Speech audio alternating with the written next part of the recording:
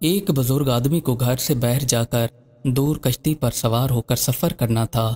फिर इन्होंने अपने साथ कुछ सामान बांधा और सफ़र की तरफ रवाना हो गए। साहिल पर आकर इन्होंने एक कश्ती पर सवारी कर ली। कुछ देर बाद कश्ती अपने सफ़र पर रवाना हो गई। इस कश्ती के अंदर मुसाफिरों में से एक मुसाफिर नौजवान था। इसका चेहरा काफ़ी नूरानी था। नौजवान काफ़ी अच्छा और परहेजगार मालूम होता था। सफ़र चलता गया तो कुछ ही दूर एक सहल आ गया। यहाँ पर यह नौजवान उतरकर सहल के दरख्तों के अंदर चला गया। कुछ देर तक इनकी कश्ती यहाँ पर रुकी रही। तो जब दोबारा कश्ती रवाना होने लगी तो ये वापस कश्ती पर आ गया। सूरज गरूब होने लगा तो इस नौजवान लड़के ने हम सब से कहा कि मेरा कुछ ही देर बाद इंतकाल हो जाएगा और इस गठरी में से जो भी सामान निकले ये मुझे पहना देना और मेरे कपड़े उतार कर ये शहर सबूर ले जाना। वहाँ पर आपको पहला शख्स मिलेगा और वो आपसे कहेगा कि मेरी अमानत मुझे दे दो, तो आप इसे मेरे कपड़े दे दीजिएगा। चुनाचे नमाज मगरिब का वक्त हो गया। हम सब ने नमाज अदा की और इसके बाद हमने नौजवान की तरफ देखा तो वाकई में इसका इंतकाल हो चुका था। फिर हमने इस नौजवान को सहल के किनारे गुस्ल दिया और फिर इसकी गठरी को खोला तो इसमें से 2 सब्ज चादरें निकलीं और इसके अंदर एक सफ़ेद कपड़े में बंद थैली थी। जब हमने थैली को खोला तो इसमें से कपूर जैसी चीज़ निकली जिसमें से कस्तूरी की खुशबू आ रही थी। हमने इस नौजवान को यही सब्ज कफन पहनाया और यही खुशबू लगाई। फिर इस नौजवान का जनाजा पढ़ाया गया और जनाजा पढ़ाने के बाद हम शहर सबूर की तरफ रवाना हो गए। जब हम यहाँ पहुँचे तो जैसे इस नौजवान ने कहा था कि आपको एक बंदा आकर कहेगा कि मेरी अमानत दे दो, आप दे दीजिएगा, फिर वैसे ही हुआ। हमारे शहर सबूर में कदम रखते ही नहायत खूबसूरत नौजवान आ गया। इसके सर पर रुमाल बांधा हुआ था। इसने आकर हमको अस्सलाम वालेकुम कहा। हमने इसके सलाम का जवाब दिया। फिर इसने हमसे कहा कि मेरी अमानत कहाँ है, मेरी अमानत मुझे दे दो। हमने इस नौजवान से कहा आपकी अमानत हमारे पास ही है, पर आप एक काम करें, कुछ देर के लिए हमारे साथ मस्जिद चलें, आपसे कुछ बातें करनी है। जैसे हमने इनसे कहा तो ये हमारे साथ मस्जिद चलने के लिए तैयार हो गए।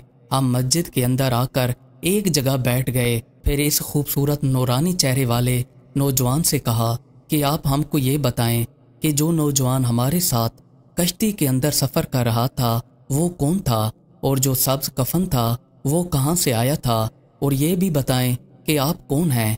फिर इस बाबरकत नौजवान ने जवाब दिया कि जो नौजवान आपके साथ सफ़र पर साथी था वो 40 अब्दालों में से एक अब्दाल था और इसकी जगह अब मैंने ले ली है, और जो कफन आपने देखा था वो हज़रत खिज़र अलैहिस्सलाम उनके लिए लेकर आए थे और इस नौजवान को दे दिया था और इनसे फरमा कर गए थे कि मगरिब के बाद तुम्हारा इंतकाल होने वाला है। अल्लाह के नेक बंदे पूरी दुनिया के अंदर मौजूद हैं। ये दुनिया ऐसी नहीं चल रही, ये दुनिया अल्लाह के नेक बंदों की वजह से चल रही है और अब सब के ऊपर नज़र रखे हुए है। एक और वाक़या ये है, हज़रत याह्या अलैहिस्सलाम जंगल से गुजर रहे थे तो वहाँ पर शैतान को रोते हुए देखा। आप अलैहिस्सलाम ने शैतान से पूछा कि इतना क्यों रोते हो, तो शैतान ने जवाब दिया कि जिस बंदे ने इतनी ज़्यादा नेकी की हो और उसकी सारी की सारी बंदगी ज़ाय हो जाए तो वो रोएगा नहीं तो और क्या करेगा।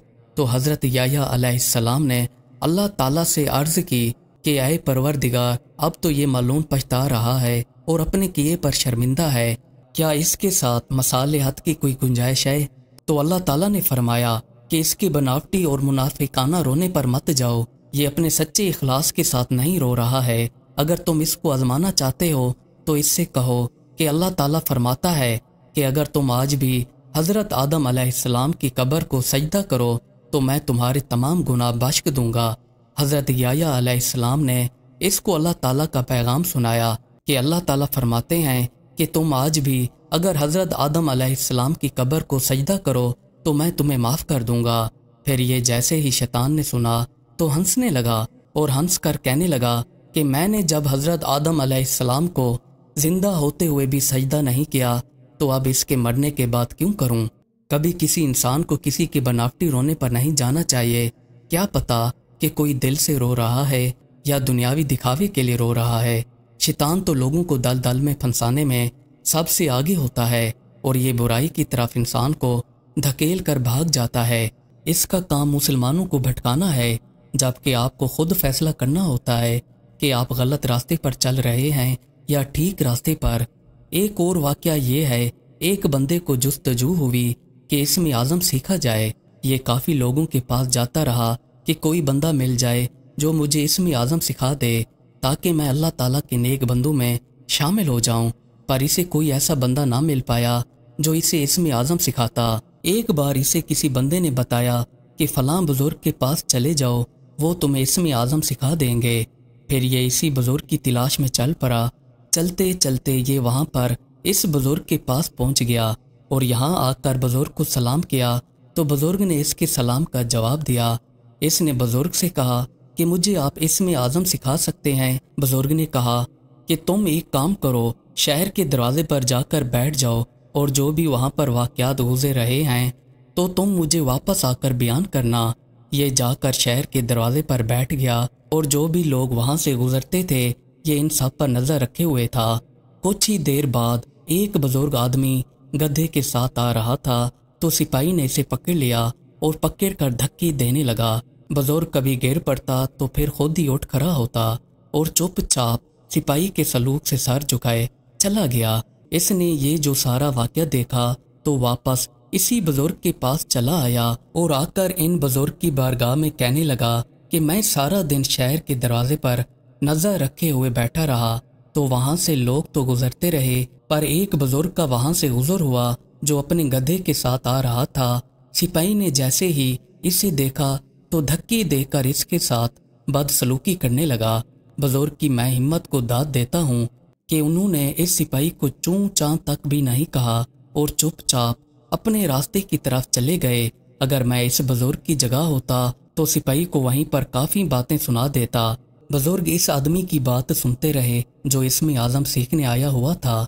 फिर इसको बुज़ुर्ग ने जवाब दिया कि क्या तुम जानते हो वो गधे वाला बुज़ुर्ग कौन था? इसमें आज़म सीखने वाले बंदे ने कहा कि नहीं, मुझे नहीं मालूम। तो इन बुज़ुर्ग ने कहा कि वो मेरे उस्ताद साहब थे जिन्होंने मुझे इसमें आज़म सिखाया था।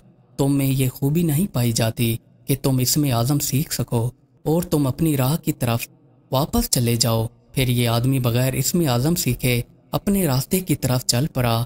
इससे मालूम होता है कि इसमें आज़म एक ऐसी चीज़ है कि जिसको सीखने के लिए इंसान के अंदर तहम्मुल होना चाहिए और जब कोई बंदा मुसीबत में फंसा हो तो इसकी मदद करनी चाहिए। अगर आप पर कोई बंदा जुल्म व सितम करता है तो आपको चाहिए कि आप अपना फ़ैसला अल्लाह की अदालत में पेश कर दें और वो जो रब है वो सबका रब है और वो बेहतर फ़ैसला करने वाला है। कुछ लोग अपने फ़ैसले खुद ही करने लग जाते हैं और गुस्से में आकर गलतियां कर बैठते हैं, जबकि आपको बर्दाश्त और सब्र से काम लेना चाहिए। जो अल्लाह ताला फ़ैसला करता है वो बेहतर फ़ैसला करता है और उसी की तरफ हम सब वापस लौट कर जाने वाले हैं। मज़ीद अच्छी वीडियोज़ देखने के लिए हमारे चैनल को सब्सक्राइब कर लें। शुक्रिया।